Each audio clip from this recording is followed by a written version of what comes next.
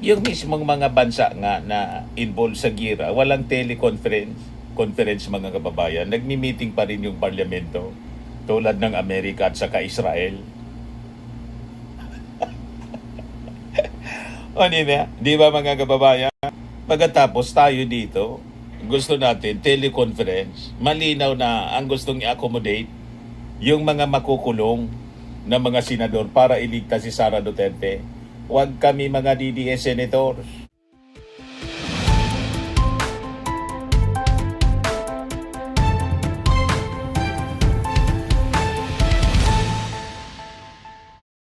Hello po mga kababayan, si Dante Maravillas. O maging yung ating Pangulong Bongbong Marcos, nag-react na rin po dito sa sa issue ng work from jail. Work from jail, work from hideout. Na gustong mangyari nitong mga Duterte senators para yung mga senador na makukulong at wanted, pwede pa rin na i-acquit si Sara Duterte. Yan ang intensyon nila. Sabi ng ating Pangulo, it seems niya na itong gusto nilang teleconferencing only applicable niya kay Senator Bato para makaboto dahil nagtatago siya. O di ba? Malinaw. Gusto lang nilang makaboto si Bato de la Rosa at saka yung iba pang mga senador kasi nagtatago. At yung mga senador na makukulong dahil sa pandarambong, gusto pa rin nilang makaboto. Ano yon? Kaya dito sa report mga kababayan ng GMA News, Pangulong Bongbong Marcos hindi pabor sa motion na amyendahan ang rules ng Senado upang paintulutan ang pagdalo sa sesyon via teleconferencing. I disagree with that. I understand we had to do it in COVID because there was a health risk, sabi ng ating Pangulo. Pati si PBBM po nakisali na sa issue. So malinaw na may pakina yung ating Pangulo ngayon kasi alam niya ang intensyon nito iligtas si Sara. Di ba? Mga kababayan, yung Vice Presidente na nagbanta sa kanya, kay Lisa Marcos at kay Martin Romualdez, gustong isalba nitong mga DDS senators kasi itong karamihan sa mga members ng majority, mga DDS senators, naarap din sa kasong plunder na pag si Sara nakalusot, lusot din sila. Malinaw ng pansariling interes po. Kanya-kanyang pagligtas sa sarili ang intensyon. Malusutan yung mga kinasadlakan nila na pagsasamantala sa kaban ng bayan. Si Sara Duterte, corruption ang issue. Yung maling paggamit ng confidential funds, bribery at pagbabanta sa ating Pangulo at destabilization. Yung mga senador, plunder at obstruction of justice. Sari-sari ang kinakarap na mga kaso, mga kababayan. At ang pinakang malaki dito yung pagkasangkot sa flood control scandal. Si Ping Lacson may latest na reaction siya. Extreme yung existing conditions noong COVID-19 na talagang walang makapasok. Lahat naka-online. Hindi naman pwedeng work from jail. Ngayon, talagang insistido si Robin Padilla, pati yung El Nino ginamit na. Maagang 2027, tinatayang aabot sa sukdulan ang fenomeno na ito na may seryosong banta na lumala maging isang napakalakas, very strong, umatinding kaganapan ng El Nino. Akala ko ba proactive ang dating majority? Pati El Nino po, ginamit, sabi naman po ni Win Gatchalian, kahit na may El Nino, pwede pa naman kaming senador pumasok. Kahit na may gera sa Iran, which is ang layo-layo. Ang layo-layo nga, pwede pa rin kami makapasok. Hindi porkit merong nangyayari sa buong mundo, may nangyayari sa ating bansa, kaagad na teleconference. Yung mismong mga bansa nga na involved sa gira, walang conference mga kababayan. Nagmi-meeting pa rin yung parlamento tulad ng Amerika at saka Israel. O di ba mga kababayan? Pagkatapos tayo dito, gusto natin teleconference. Malinaw na ang gustong i-accommodate yung mga makukulong na mga senador para iligtas si Sara Duterte. Huwag kami mga DDS senators. Kaya tama itong sinabi ng mga members ng Congress. Sara Duterte impeachment trial demands full presence niya ng mga senator judges. Sabi ni Congressman Conggon, anong klaseng halimbawa po ang ipinapakita natin sa kabataan kung pwedeng hindi ka sumipot sa trabaho, hindi ka humarap sa tungkulin, pero pwede ka pa rin bumoto at makilahok sa napakalagang proseso ng impeachment? Pwede bang tuloy ang sweldo kahit absent basta malakas ka sa boss? Yan ang tanong ngayon ng ordinaryong Pilipino, sabi ni Conggon. This will set it would set dangerous precedent. Ordinaryong estudyante, empleyado, manggagawa, kapag absent, may consequence. Pero kapag makapangyarihan, pwedeng gumawa ng special na rules. Delikado po yung precedent yan. Correct, mga kababayan. Gusto nila, special sila. Kasi turing nila kay Sara, special na tao. O diba? Special niya Mr. Maravillas kasi si Sara yung magliligtas sa kanila sa kalaboso. Huwag kami mga senador. Sabi naman po ni House Impeachment Trial spokesperson, Congressman Sia Alonto Adjong, that any trial niya, judges should be able to observe the mannerisms of witnesses. Importante din yung kanyang kabuuan na disposisyon during the cross-examination o pag-presentation ng mga ebidensya. Online voting niya, sabi naman ni House Impeachment Prosecutor Lordan Suwan, that online voting should not be the norm in proceedings of this magnitude. Impeachment niya is one of the most serious proceedings in our government. It's one of the grievous constitutional responsibilities entrusted to public officials, including congressmen and senators. So this is not just ordinary legislation na pwede po tayong mag-appear through Zoom, mga committee hearings. Itong impeachment process niya, that for me demands full presence talaga, full attention, and of course, full accountability. So I think the Filipino people deserve to see their public officials physically present during proceedings, especially this impeachment proceedings that may shape the nation's democratic institutions for the next several decades. Sabi naman ni ACT Party List Congressman Antonio Tino, dapat simulan na niya yung impeachment hearing sa Senado o trial. Yung bangayan ng Senado hindi dapat makadlang sa paggampan nila ng kanilang tungkulin para litisin ang impeached official. Seryosong bagay ito, pangunahing paraan para sa pagpanagot, accountability na hindi dapat masabotahe dahil sa awayan sa politika ng Senado. Yun man talaga yung intention, isabotahe, kaya nga nagbabangayan sila. Diba? Kung ano-anong drama yung ginagawa para i-delay o isabotahe yung mismong impeachment trial.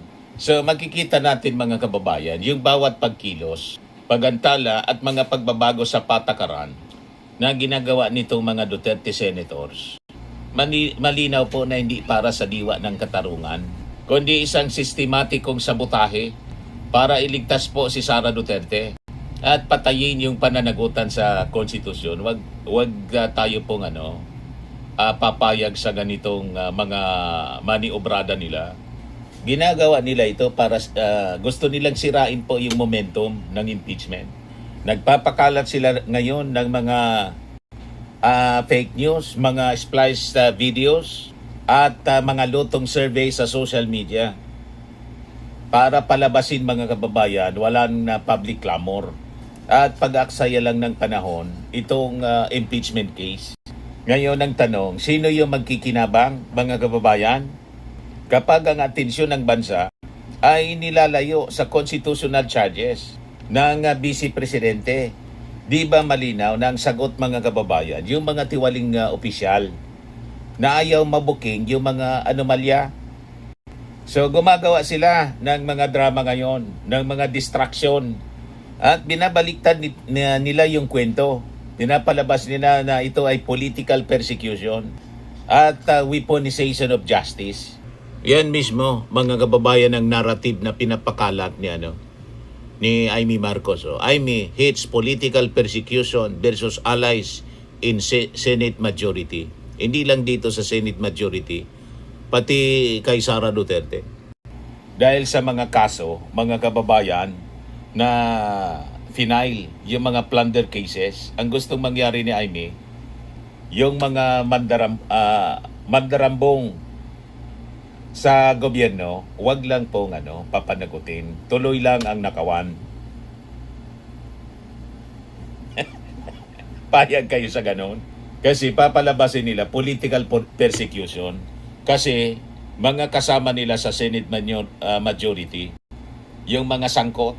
Ngayon, ano ang modus po dito po sa sa Zoom attendance? Gusto nila teleconferencing para intact po yung tracing boto ng Senate majority.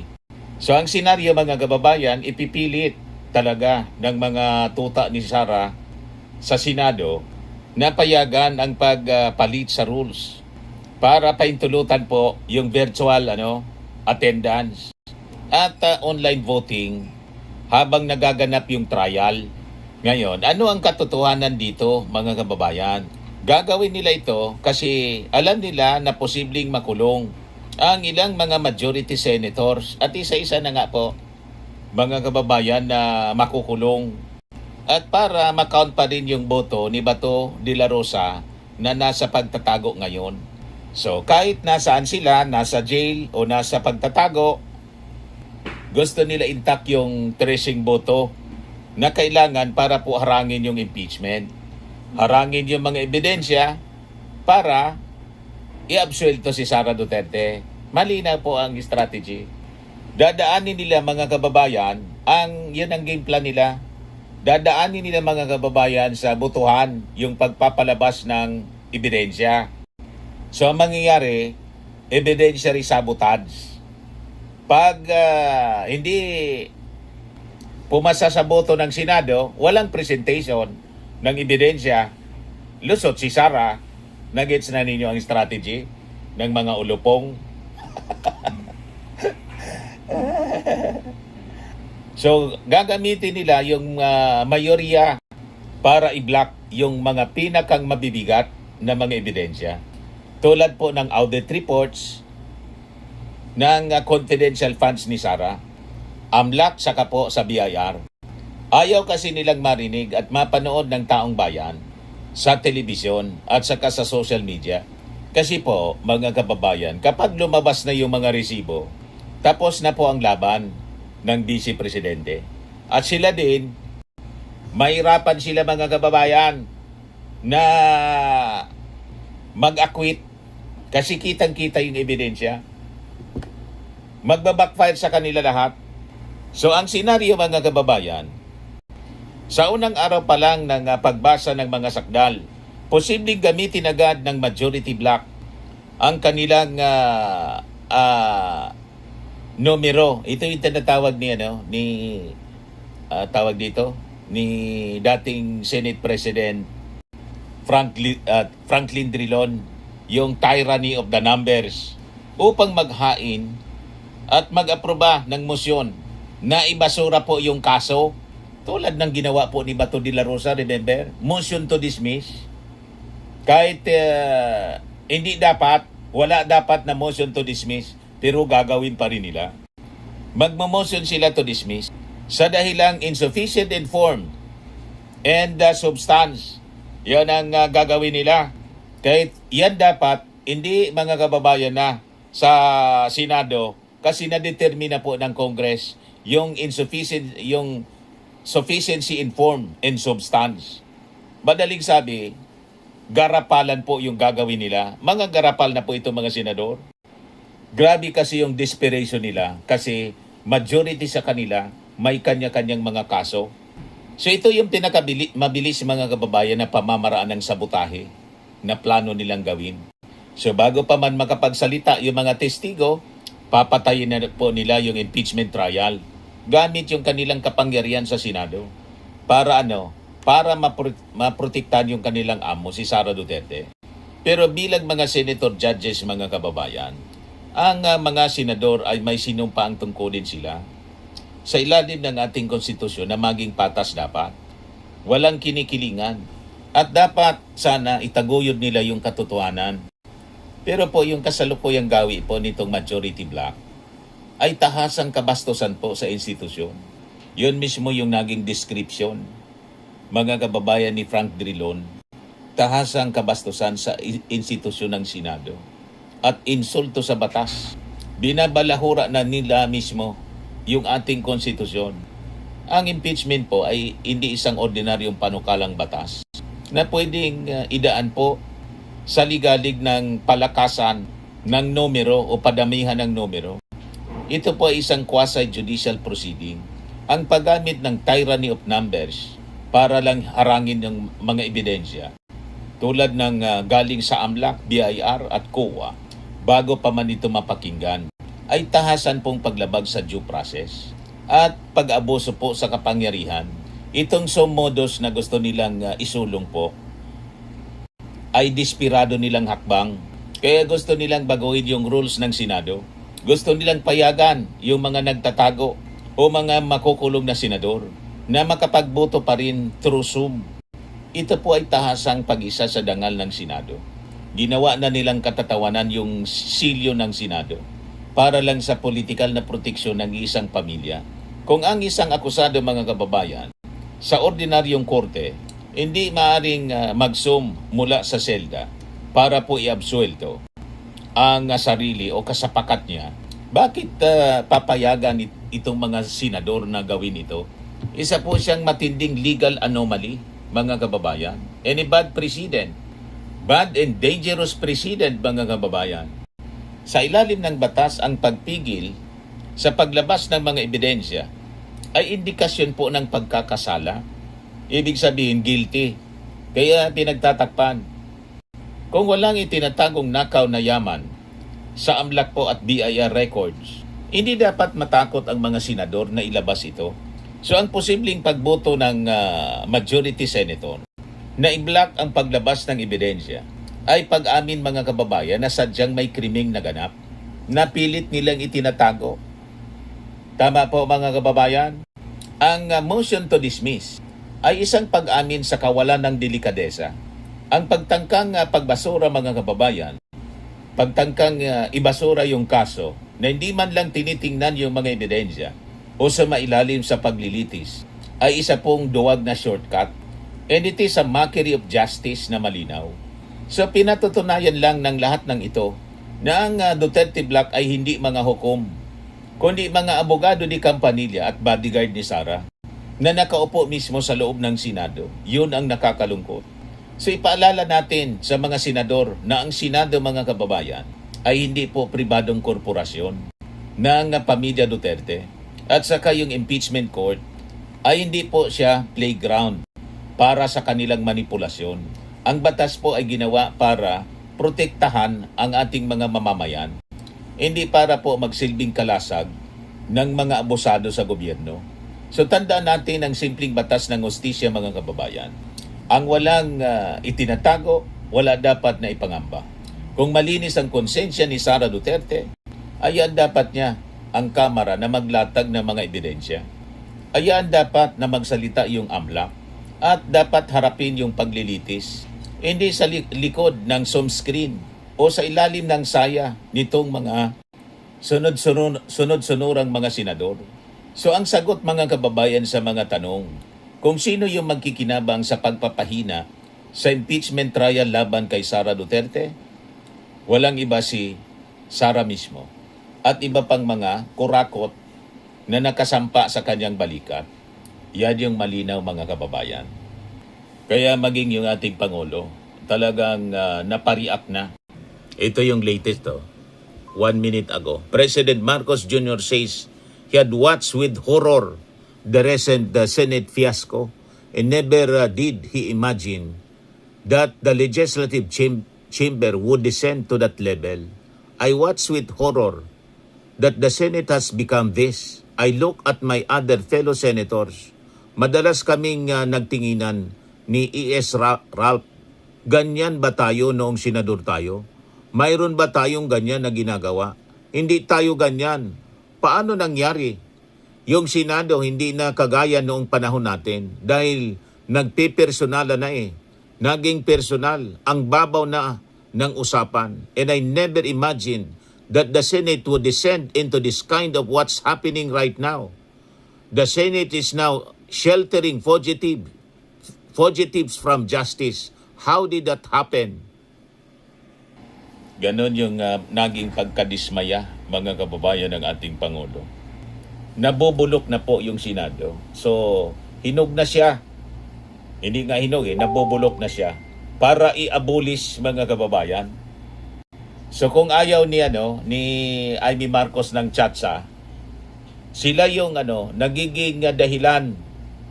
Sila at kanyang mga kasama yung naging dahilan para ma-justify yung Chatsa to abolish the Senate, mga kababayan. Kasi pinaglipasan na po ng panahon.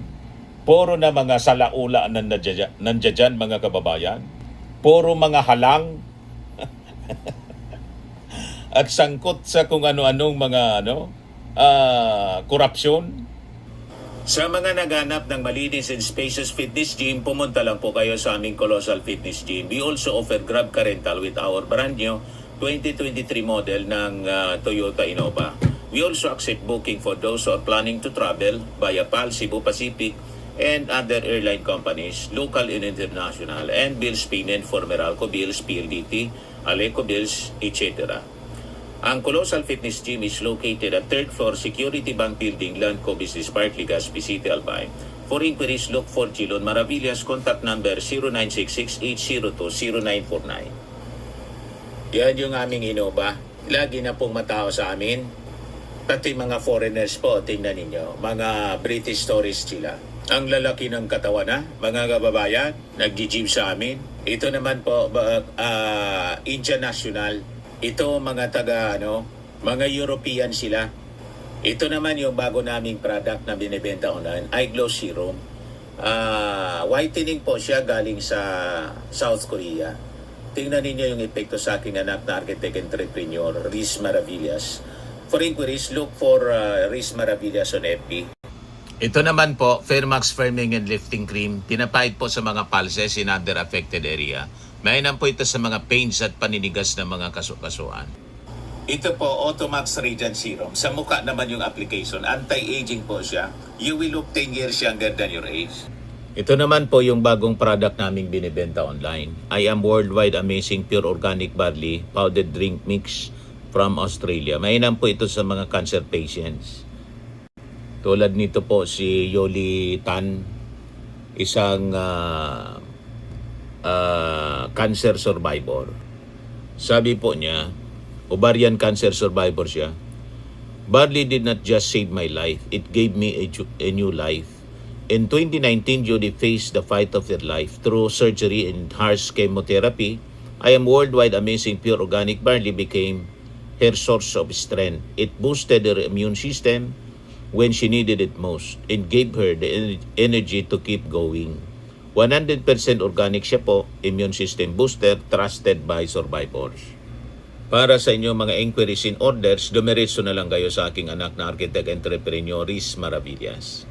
Sa mga mahilig naman po sa mga imported bags and wallets, dumiretso na lang kayo po kay Ma'am Eileen Rosales, Eileen Closet, nakabase siya po sa Amerika. Yan yung kanyang online selling, live, every Sunday from 7 o'clock in the evening onwards. Pwede kayong Philippine time, pwede kayong mag-message sa kanya.